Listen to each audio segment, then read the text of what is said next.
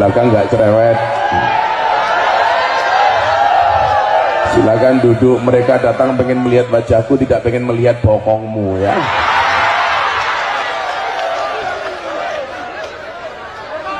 Di saat rame-ramenya virus corona saya harus berangkat karena saya ada janji pengajian di Taiwan dan di Hong Kong. Ternyata begitu sampai Taiwan dan Hong Kong, alhamdulillah baik-baik saja. Dan Anda tahu virus corona itu asal muasalnya dari mana? Dari kota Wuhan, Cina. Dan ternyata setelah saya selidiki, virus corona itu berangkat dari cangkem yang celutak. Kenapa saya katakan berangkat dari cangkem yang celutak? Hewan yang seharusnya tidak dikonsumsi, dikonsumsi. Makanya kenapa kemudian dalam Al-Maidah 27 itu soal makanan diatur. Apa yang boleh dimakan, apa yang tidak boleh dimakan. Ketika Allah memperbolehkan untuk memakan, berarti ada kebaikan. Tetapi ketika Allah melarang, pasti ada keburukan. Ini virus berangkat dari cangkem geragas. Jelas hewan-hewan yang tidak boleh dimakan, dimakan, dikonsumsi. Apa? Sop kelelawar. Kalau di Indonesia namanya sop codot. Kalau pemilu namanya sop kampret. Makan kodok, dimakan, disop. Akhirnya apa yang terjadi? Kampret dimakan, cebong dimakan. Maka terjadi transfer virus dari hewan kepada manusia. Maka disitulah kemudian dibutuhkan agama. Dalam bahasa Sanskerta, A itu tidak, gama rusak. Orang yang punya agama insya Allah hidupnya tidak rusak. Amin. Jadi Banser punya agama insya Allah hidupnya tidak rusak. Amin. Saya besok masuk surga dikawal oleh Banser. Banser itu kan tugasnya survei lokasi. Jadi sebelum kiai masuk surga, surganya disurvei oleh Banser. Begitu surganya siap, kiainya masuk, bansernya keluar lagi.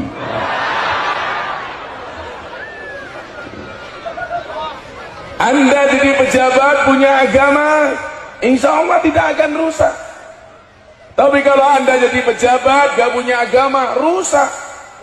Makanya kalau lewat jalan-jalan jelek, kadang-kadang sopir-sopir itu bilang, ini yang rusak jalan tuh tergandengan. Saya jawab salah.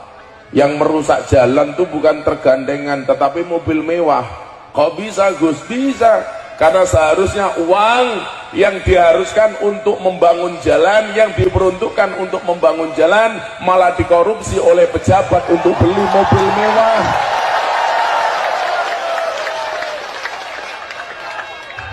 Betul? Maka itulah bedanya Ketapang dengan Jakarta. Kalau Ketapang itu banyak jalan berlubang, kalau Jakarta banyak lubang berjalan.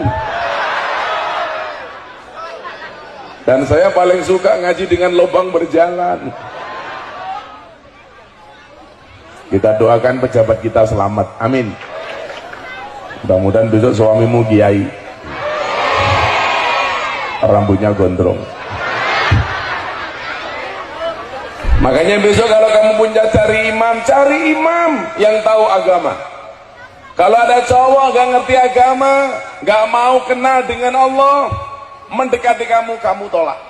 Bagaimana? Allah saja ditinggalkan, apalagi kamu. Kan jelas. Kalau cari suami, saya bilang Banser prioritaskanlah. Kenapa Banser?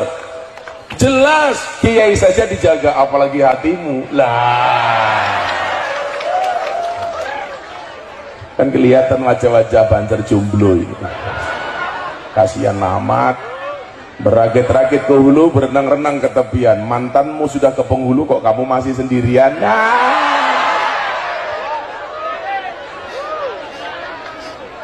Kasihan amat. Maka disitulah fungsi agama, berfungsi sebagai apa? Controlling, untuk mengkontrol sistem kehidupan kita. Pemerintahan dikontrol oleh agama pasti baik. Dan ada 6 agama yang diakui oleh undang-undang. Semuanya berhak menjalankan agamanya dengan baik dan benar tanpa harus mendapatkan tekanan dari pihak manapun. Betul? Makanya ketika rame di media sosial hari ini perusakan musola dan masjid di Minahasa, saya sampaikan, saya nggak setuju orang rusak masjid. Saya nggak setuju kalau gereja dirusak. Saya nggak setuju kalau tempat-tempat ibadah lainnya dirusak, termasuk pura, apapun itu. Kenapa? Karena semua agama yang diakui oleh undang-undang dijamin oleh pemerintah untuk melaksanakan perintah ajaran agamanya tanpa mendapatkan tekanan dari pihak manapun. Betul? Sekarang kan lagi rame di Minahasa itu, ada masjid dirusak oleh oknum-oknum beragama lain. Alasannya tempat tersebut 90% orang non muslim. Di Jawa banyak orang yang di tempat itu muslim tapi ada gereja, nggak ada masalah. Kenapa? Karena sudah diakui oleh undang-undang. Maka fungsi agama itu untuk kontrol. Supaya apa? Kita tidak kebablasan. Makanya kenapa saya masuk ke tempat-tempat hiburan malam, ke lokalisasi, ke kafe, ke diskotik. Jelas itu adalah pengajian paling menyenangkan sedunia. Kenapa? Ngajinya berpahala, matanya bervitamin. Saya ngaji wayu-wayu. Beda ning kono tuwa-tuwa. Kenapa? Karena pada dasarnya mereka juga butuh agama.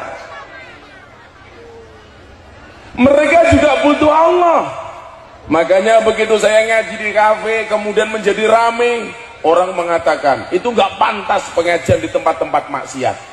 Saya jawab, lebih baik tempat maksiat untuk pengajian daripada tempat pengajian untuk maksiat.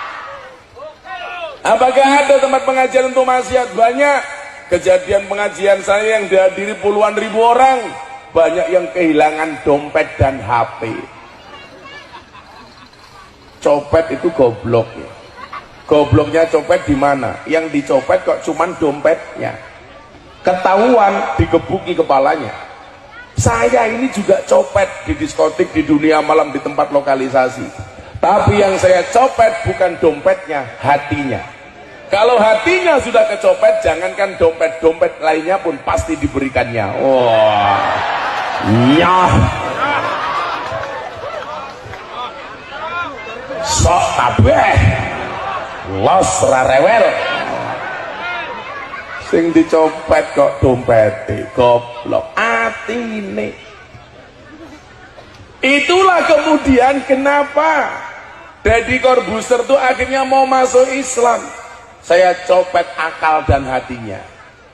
Ini kan manusia super cerdas, lulusan S3, gelarnya PhD, filosofi doktor. Saking cerdasnya Deddy Corbuzier, rambut pun tidak berani tumbuh di kepalanya. Makanya dia paling marah kalau ditawari bintang iklan sampo. Susah apa yang mau disampaikan. Kalau saya kemarin ditawari jadi bintang iklan kopi, gara-gara saya kalau pengajian sering ngopi. Tapi saya tolak karena iklan kopi semuanya bohong. Kopi kapal api, dibuka kopinya nggak ada kapalnya, kan bohong Pak. Kopi susu, dibuka kopinya nggak ada susunya. Iklan itu yang jujur cuma satu, sarung gajah duduk. Dibuka sarungnya ada belalainya. Lah.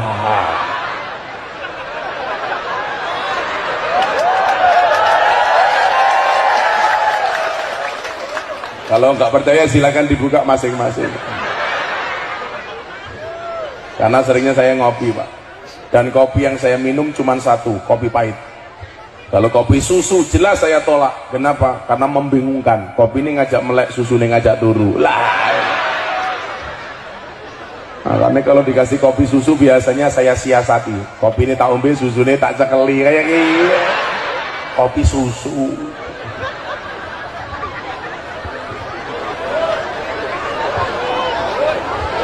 Shallu ala Nabi Muhammad. Mereka juga butuh agama sama dengan kita. Maka satu saat ketika saya pengajian di kafe, ada segerombolan orang Pak yang sok suci. Pengajian kita dibubarkan. Membubarkannya pun pakai teriakan takbir Allahu Akbar. Jadi Allahu Akbar untuk membubarkan pengajian saya di kafe. Kejadiannya sesaat sebelum saya datang. Begitu mbak-mbaknya sudah ngumpul, mereka siap-siap mau pengajian, tahu-tahu gerombolan ini datang. Kafenya diserang, botol dibanting dan lain sebagainya, sehingga mbak-mbak ini trauma untuk datang pengajian. Waktu itu saya jawab, kalimat takbir yang suci digunakan untuk membubarkan pengajian. Hebatnya di mana? Kalau dulu zaman Mbah Hasyim Asy'ari ketika resolusi jihad Allahu Akbar, santri semangat untuk membunuh penjajah. Sekarang kalimat takbir banyak disalahkan. Kalimat takbir bulan Ramadan untuk nutup rumah makan. Tutup rumah makannya Allahu Akbar. Ada pengajian di kafe dibubarkan pakai kalimat takbir. Aneh, kalimat suci untuk pembubaran pengajian. Pengajian saya di Cianjur, Jawa Barat dihadiri 15.000 orang, dibubarkan dengan kalimat takbir.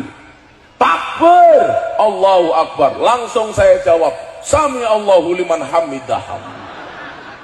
Supirku melu jawab, Rabbana walakal hamd. Malah kaya wong salat. Akhirnya waktu itu sama wartawan saya bilang, kenapa Gus Miftah tetap ngeyel pengajian di tempat seperti itu? Karena pada dasarnya mereka juga butuh Allah. Kita itu sering menjadi hakim bagi kesalahan orang lain dan menjadi jaksa bagi kesalahan kita. Kalau ada orang berbuat salah, kita vonis. Tetapi kalau kita berbuat salah, kita bela. Hakim bagi kesalahan orang lain dan jaksa bagi kesalahan kita sendiri. Maka saya sampaikan, apakah mereka tidak butuh Allah? Butuh. Makanya kenapa saya sering ngopeni anak-anak pemabuk, lokalisasi, mbak-mbak PSK, WTS, lonte, begenggek, telembok. Karena mereka juga butuh Allah. Saya ngopeni para pemabuk, anak-anak yang disingkirkan oleh masyarakat gara-gara punya tato, gara-gara telinganya ditindik. Santri saya